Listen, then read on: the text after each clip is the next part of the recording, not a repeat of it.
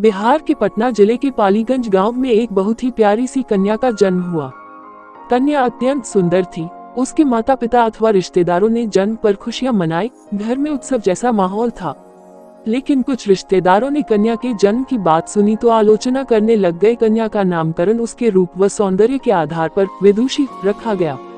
विदुषी बहुत ही सुंदर और चंचल स्वभाव की, जो भी उसे देखता उससे आकर्षित हुए नहीं रह पाता। उसे गोद में लेकर प्यार करने लग जाता। उसके माता पिता उसे बहुत स्नेह करते थे अथवा उसे कलेजे से लगाए रखते थे। विदुषी अपने गांव घर में किलकारियां मारती हुई खेलती कूदती अथवा वात्सल्य रस लुटाती तोतली बोली में अनेक गीत गुनगुनाती पलती बढ़ती रही।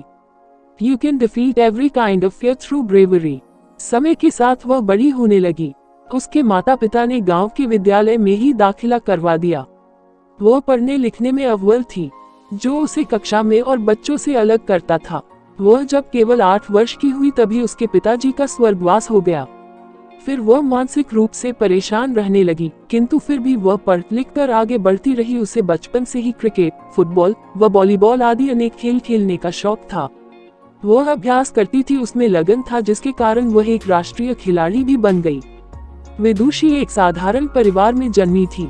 धन के अभाव से उसने हार नहीं मानी। उसने कॉलेज से लॉ वकालत की परीक्षा भी पास कर ली।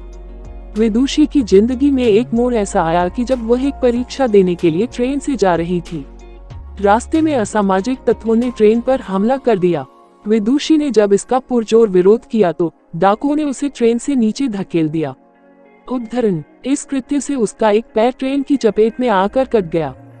इसके बावजूद विदुषी ने हिम्मत नहीं हारी और निरंतर आगे बढ़ती रही। विदुषी अपने भाग्य के भरोसे न रहकर पूरे जीवन में मेहनत करती रही।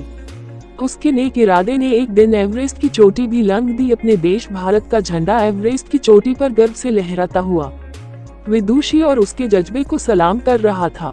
तात्पर्य यह है कि जब आप में लगन व तपस्या की भावना रहती है तो आपके लिए कोई भी कार्य असंभव नहीं रहता। जय साखी विदुषी के साथ हुआ। एक पैर न होने पर भी उसने एवरेस्ट की दुर्गम में चोटी पर चढ़कर यह साबित कर दिया कि मेहनत और लगन के आगे एवरेस्ट की चोटी भी राई के पहाड़ जैसी हो सकती है। Moral of this motivational story: This Hindi motivational story in short teaches us to fight bravely in every situation. Those who fight only has the chance to win appreciation and applaud.